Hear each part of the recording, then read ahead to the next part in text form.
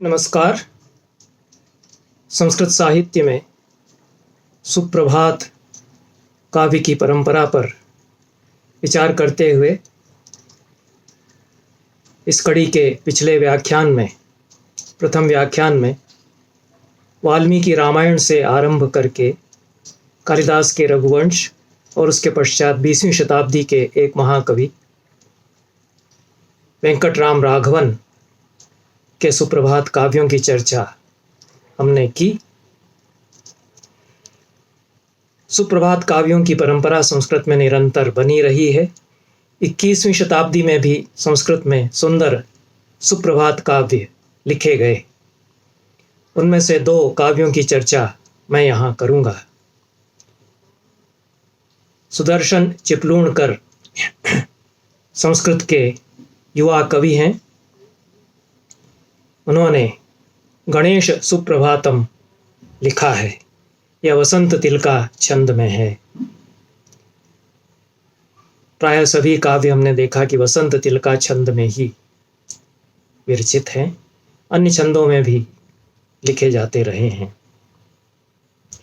उसके 2 या 3 छंद गणेश सुप्रभातम के श्री सुदर्शन चिपलूणकर द्वारा जो विरचित है उसके मैं यहाँ पढ़ूंगा और उन पर विचार भी करूंगा। मंदोष्ण वारि विमलम तव सेचनाय सन्नद्ध मस्ति सरितो गिरिगंध पुष्पै प्रच्छाय शीतल गुहा प्रथमावतीर्णम दुर्ग प्रभो गणपते तव सुप्रभातम। दुर्ग स्थल का नाम है, उसमें मंदिर है गणेश का, इसलिए दुर्गा प्रभु भी गणेश को यहाँ कहा गया है। तो ऐसे है दुर्गा प्रभु गणपति, आपके लिए सुप्रभात है। मंदोष्ण वारि विमलम तव सेचनाय सन्नद्धम।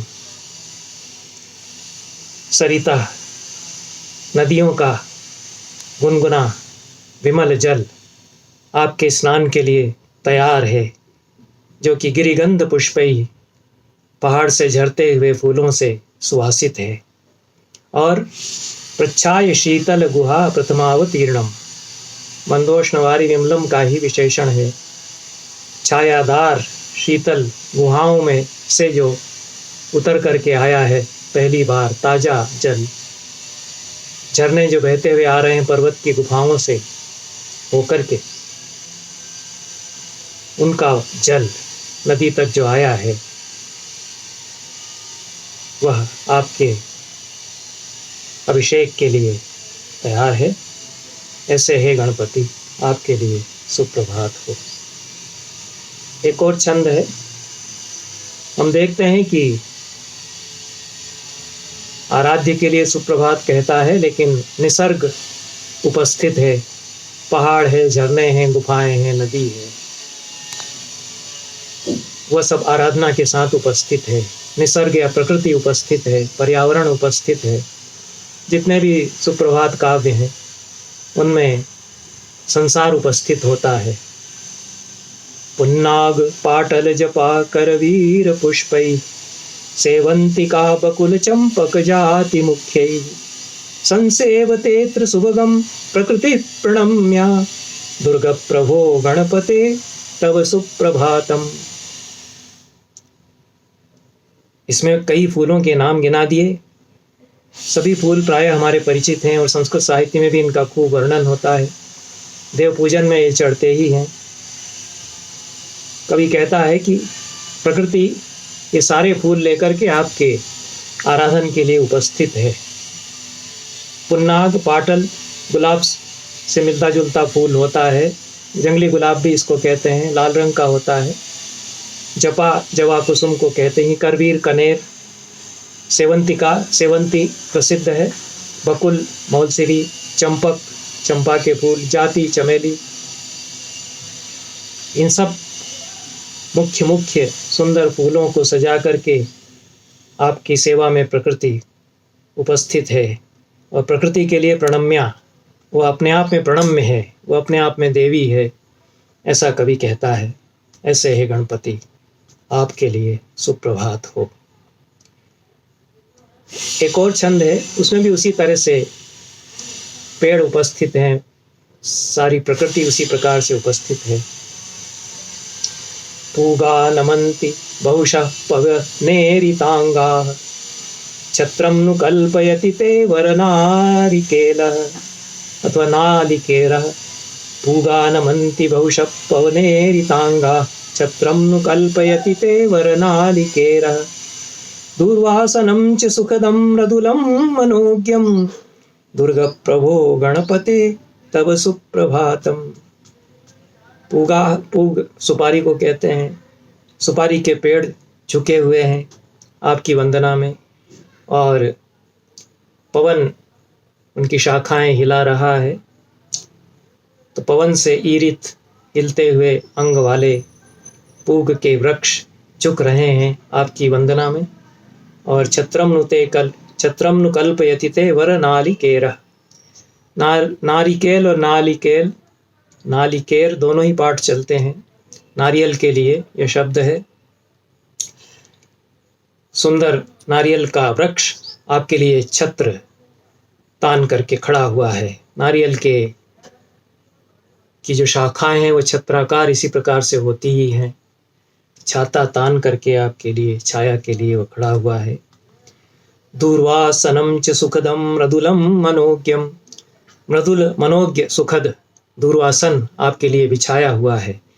कोई कृत्रिम आसन नहीं, कोई गद्दी ऐसी नहीं, जो हरी दूब है उसका ही कोमल सुखद मनोहर आसन आपके लिए बिछाया हुआ है। ऐसे हे गणपति, आपके लिए सुप्रभात हो। एक और कविता प्रस्तुत करूंगा। यह थोड़ी सी लीक से हटकर के रची गई है।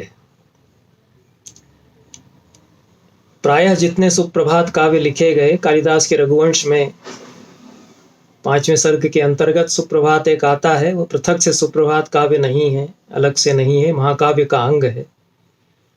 उसको छोड़कर जितने सुप्रभात काव्य लिखे गए हैं, रचे गए हैं, उनका अलौकिक धरातल है। वे देवता की वंदना में सुप्रभात काव्य वे रचे गए हैं, और भक्ति भाव आस्था तो उनमें व्यक्त होती ही है, लेकिन भक्ति के साथ पूरा संसार भी उनमें समाहित होता है। लेकिन विधा पुरानी लेकर के क्या नया उसमें विषय वस्तु हम रख सकते हैं? ऐसा आधुनिक कविता में प्रायः होता है कि गीत गोविंद के गीत अष्टपदी का जो प्रारूप है, फॉर्मेट है, वो लिया, और जीवन उसमें एक जीवनानुभव एकदम नया।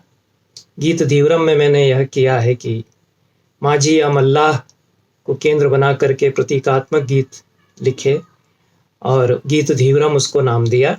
वो धीवर के, माझी या मल्लाह के गीत हैं, लेकिन वो गीत के प्रारूप में हैं, और गीत गोविंद की परंपरा में उनको राग काव्य कहा जाना चाहिए। विषय वस्तु उनकी राधा कृष्ण की या राम शंकर आदि के लिए जो शंकर गीतम, राम गीतम इत्यादि गीत गोविंद की परंपरा में सैकड़ों काव्य लिखे गए, उससे अलग है, वो एक भिन्न विषय वस्तु। तो प्राचीन विधा, प्रचलित विधा को लेकर के क्या लिखा जा सकता है ऐसा काव्य जिसमें कि विषय वस्तु भिन्न हो? मैंने एक सुता सुप्रभातम काव्य लिखा है। सुता बेटी को कहते हैं, बेटी के लिए सुप्रभात। कोई माँ बेटी को जगा रही है,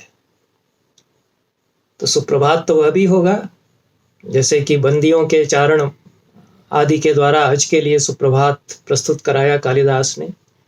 किसी मनुष्य के लिए भी सुप्रभात हो ही सकता है। तो उसमें भक्ति भाव के स्थान पर वात्सल्य हो सकता है, चिंता हो सकती है उसको जगाने की, और भी बहुत सारे भाव हो सकते हैं। लेकिन एक सुप्रभात काव्य वह भी हो सकता है। और सुता सुप्रभात, उस दृष्टि से मैंने यह लिखा। इसमें 12 छंद हैं और इंद्रवज्रा और उपजाति इन 2 छंदों में यह लिखा गया है। 11 वर्णों का इंद्रवज्रा छंद हुआ करता है, उपजाति भी उसी प्रकार का छंद है। ये संपूर्ण 12 छंद में यहाँ प्रस्तुत करूँगा। इसको प्रतिकाव्य भी कह सकते हैं, क्योंकि पूरी जो काव्य परंपरा सुप्रभात की है उसके समानांतर एक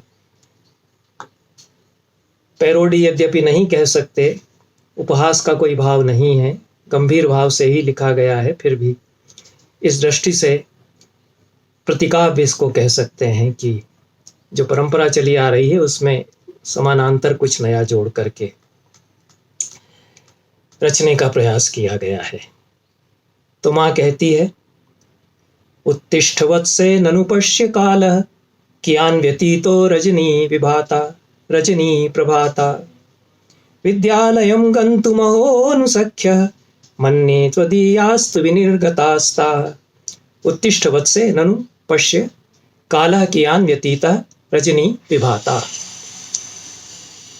बच्ची है बिटिया, उठो, देखो कितना समय हो गया, रात बीत गई, रजनी प्रभात हो गई है, सवेरा हो गया।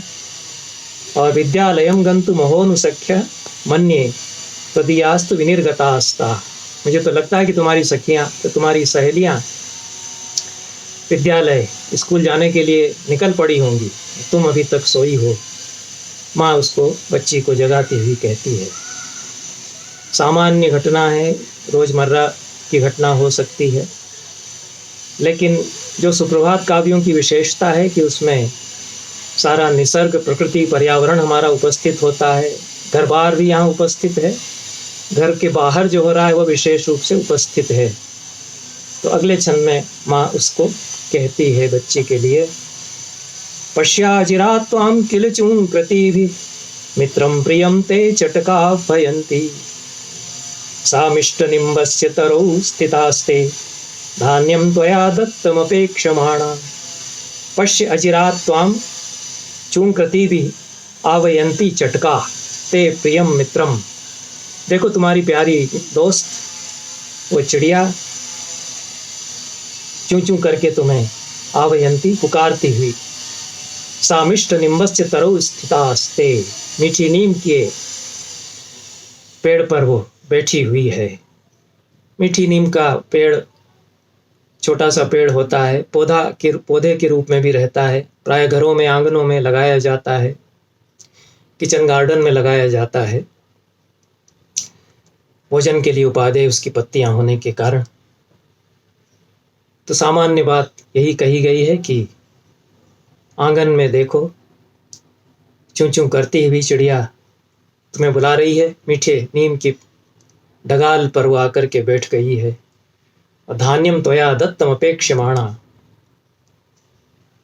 तुम उसको धान आकर के दोगी, इसकी का इंतजार वह कर रही है, इसकी अपेक्षा वह कर रही है। तीसरा छंद है, गोपाश्च गाश्चारयितुं गतास्ते मेषान् समाहूय च हुं कृतिभ्यः अग्रे नुदन्तो ननुवन्यदेशं नयन्ति पश्येह च मेषपालाः। गोपाः गाः चारयितुं गताः, ये जो ग्वाले हैं देखो वे अपनी गायें चराने के लिए निकल पड़े। वो मेषान् समाहूय च हुं कृतिभ्यः वन्य देशम अग्रे नुदंता मेषपालाः नुदंती पश्येह।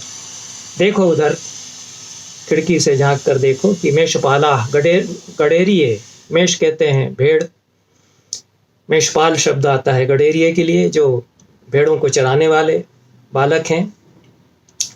तो गडेरिए निकल पड़े हैं जंगल की तरफ, उनको हाँकते हुए अपने भेड़ों को, हुं कृतिभ्य, हूँ हूँ करके तेज आवाज़ से, क्योंकि वो भेड़ें इधर उधर भागती हैं।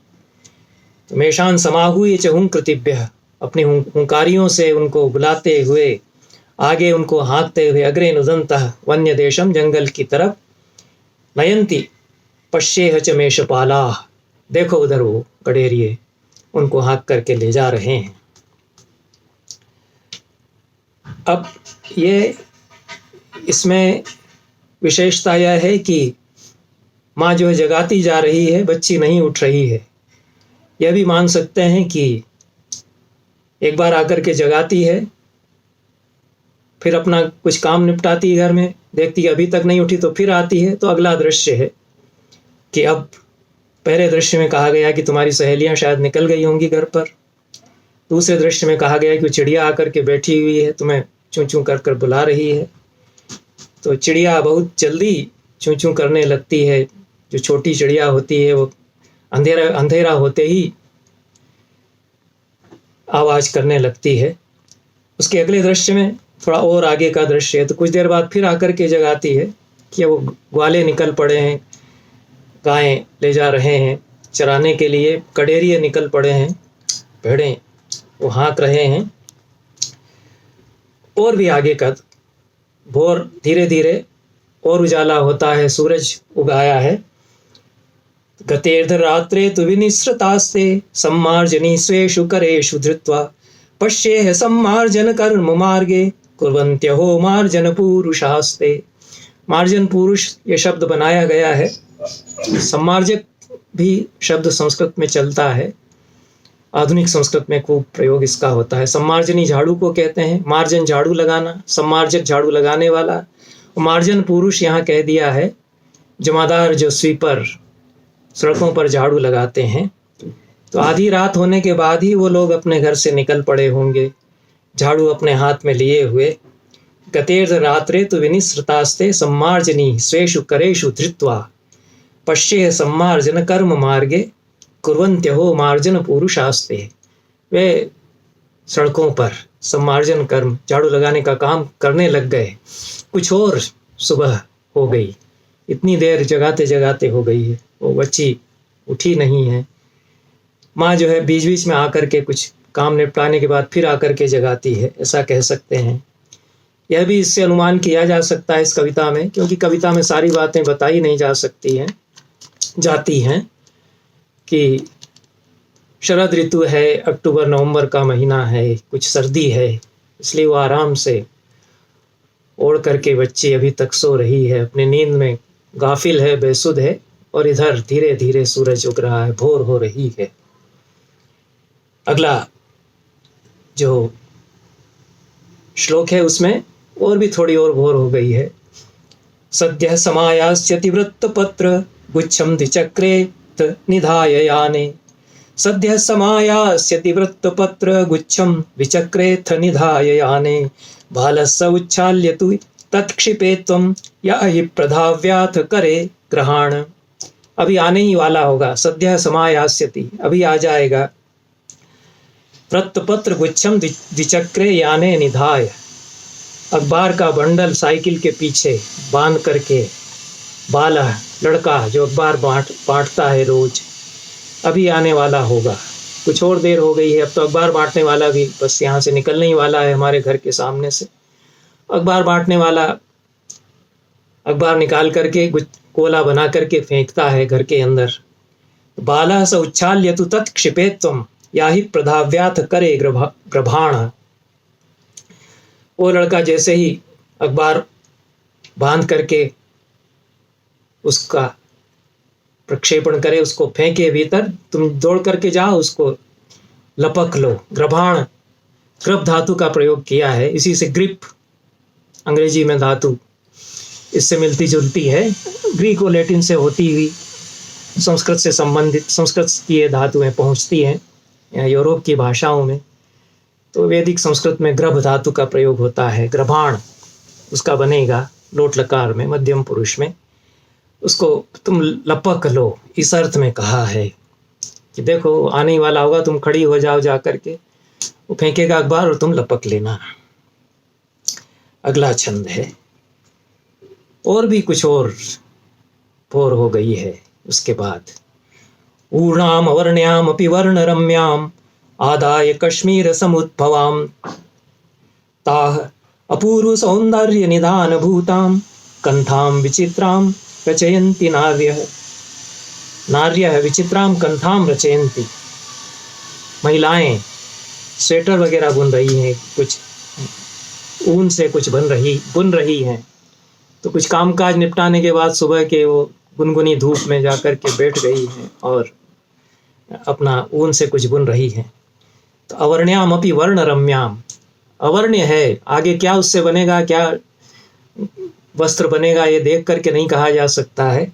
अवर्ण्य होते हुए भी वर्ण रम्य वह है, रंग बिरंगे ऊन के उसमें डोरियां उनकी उसमें हैं।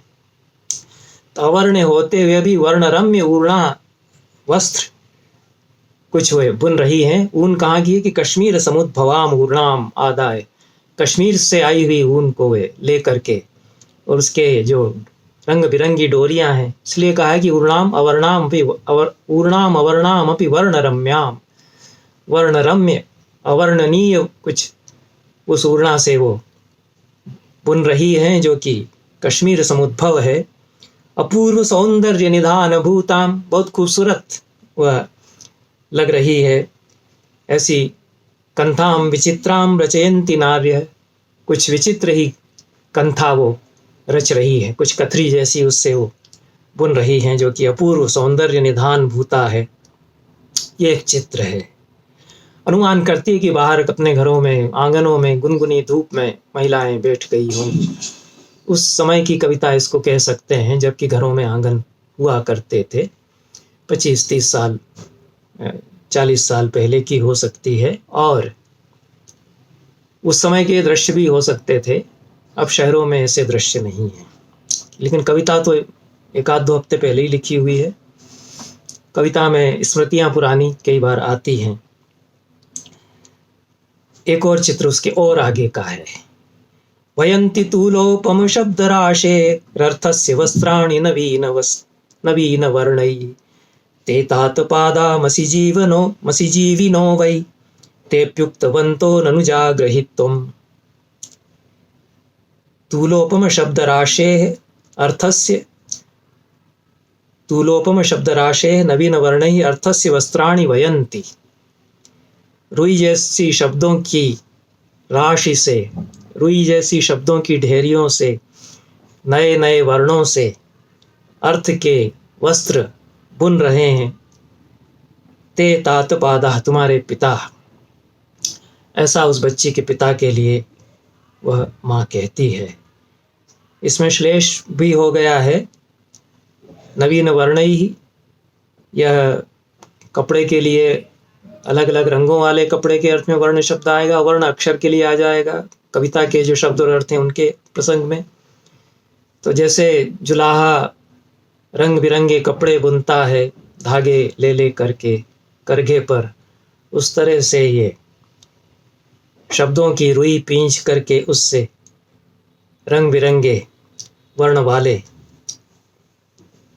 रंग बिरंगे वर्णों का विन्यास उसमें करके, अक्षरों का विन्यास उसमें करके अर्थ के वस्त्र बुन रहे हैं। ते तात पादा, तुम्हारे पिताजी, मसी जीवी नो वही। इसमें एक शब्द नया जो आधुनिक भाषाओं में प्रयुक्त होता है उसका प्रयोग किया है। संस्कृत में प्रायः यह शब्द नहीं आता है। मसी जीवी जो लिख करके कुछ काम चलाता है, तो यह लेखन करने वाले व्यक्ति के लिए मसी जीवी शब्द का, मसी स्याही को वैसे कहते हैं, स्याही से जिसकी जीविका चलती है, अध्यापक लेखक आदि के लिए मसी जीवी कह सकते हैं। तो यह तुम्हारे पिता जो मसी जीवी हैं, वो थोड़ा सा उपहास भी व्यक्त हो सकता है कि स्याही से ही जिंदगी चल रही है, जैसे ऐसे वे लिखने में लग गए हैं अपने, लेकिन कह गए हैं कि इसको जगाओ जल्दी। तेऽप्युक्तवन्तो ननु जागृहीत्वम्, उन्होंने भी कहा है कि इसको जगाओ, तू जल्दी जाग जा। ये 7वां छंद हुआ।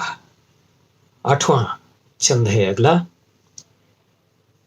पश्येह रश्मिः पतिता गवाक्षात्, सूर्येण किं द्वेष करो विसृष्टः, त्वज्जागरार्थं स स्वयमेव नायात्, कन्येधुना जागृहीतस्य पूर्वम्। पश्य इह, इधर देखो, रश्मि पतिता गवाक्षात्, झरोखे से किरण नीचे आकर के गिर पड़ी। सूर्य थोड़ा और ऊपर उठाया और जो झरोखा है उससे उसकी किरण कमरे के अंदर आ गई जहाँ ये सो रही है।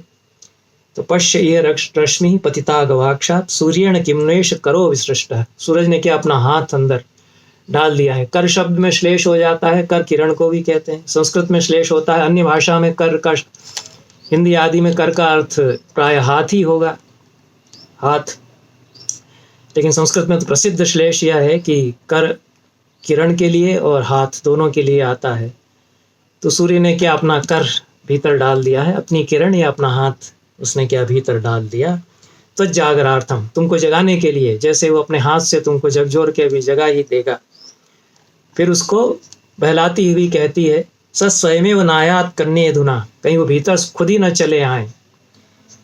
इसलिए है बच्ची, जागरही तस्य पूर्वम, उसके पहले ही तुम जाग जाओ।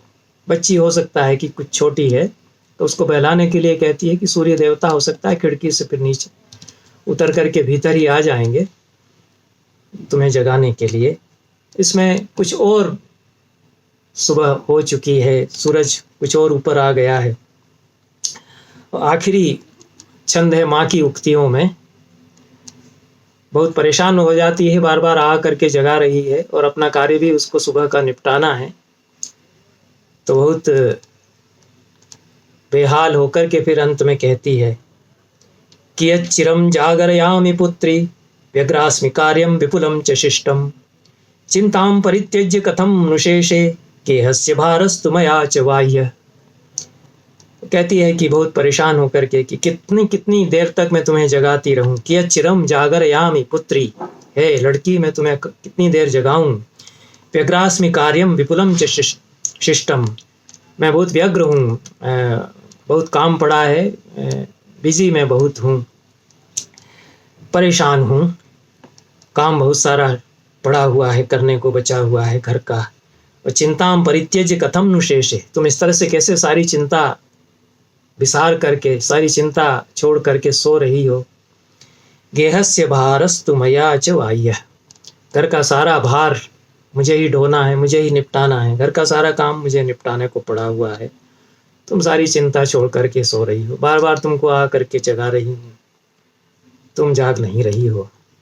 ये अंतिम वचन माता के इस काव्य में है। इसके बाद बेटी जो कि कुछ आधी नींद में आधे जागरण में सुन भी रही है, वह अंत में फिर बोल पड़ती है। अभी तक वह आंखें मूंदे सो ही रही थी और कुछ आधी नींद में थी, लेकिन अब वो कहती है, और वह भी कुछ परेशान होकर ही कहती है, मातः किमर्थं तुदसीह मां त्वं पुनः पुनस्तैरपि जल्पितैः स्वैः जानासि किं नो रविवासरोद्य सप्तुम मनाग्देहि विलंब सुक्ताम। वह कहती है कि माता है माँ, क्यों बार बार मुझे कोंच रही हो आ करके। किमर्थं मां तुदसीह त्वं पुनः पुनस्तैरपि जल्पितैः स्वैः, बार बार वही वही बातें कह करके कि उठ जा जाग जा इत्यादि, क्यों मुझे परेशान करने में लगी हो। जानासि किं नो रविवासरोद्य, तुम्हें याद नहीं, मालूम नहीं है कि आज रविवार है, आज तो संडे है। सप्तुम मनाग्देहि विलंब सुक्ताम, मैं देर से सोई। विलंब सुक्ताम यह भी एक शब्द बनाया गया है। तो आधुनिक संस्कृत कविता में नए शब्द, नए मुहावरे बनाए जाते हैं। 21वीं शताब्दी की नई कविता का भी थोड़ा सा आप इसमें कुछ जायजा ले सकते हैं, क्षण छवि ले सकते हैं, झलक प्राप्त कर सकते हैं। तो सप्तुम मनाग देहि, यह मुहावरा प्राचीन कविता में भी कहीं कहीं मिलता है। सप्तुम देहि माने सोने दो, मुझे अब सोने दो थोड़ी देर और। विलंब सुप्ताम, मैं देर से सोई थी। चिरात प्रसुप्ताम भी पाठ हो सकता है, बहुत देर बाद में सोई हूं। आगे कहती है, कतेर्ध रात्रे शयनम गताहम व्यलोकयम स्वप्नमहो प्रभाते अत्यंतमेवाद्भुतमद्वितीयम छिन्नम त्वया हंत हताशयामि।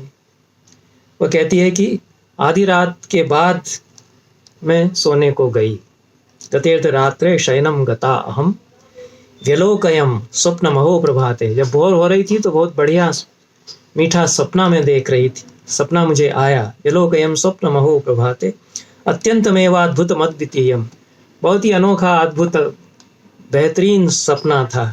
तो छिन्नम त्वया हंत हताशया में, तुमने मेरा सपना ही सब तोड़ दिया, छीन लिया मेरा सपना तुमने, ऐसा वह कहती है। हताशा उसको कहती है, थोड़ा नाराज होकर के। हता आशा अनया, यह विग्रह करना पड़ेगा। जिसने आशाएं तोड़ दी, उस सपने में बड़ी आशाएं जाग रही थी उस बच्ची की।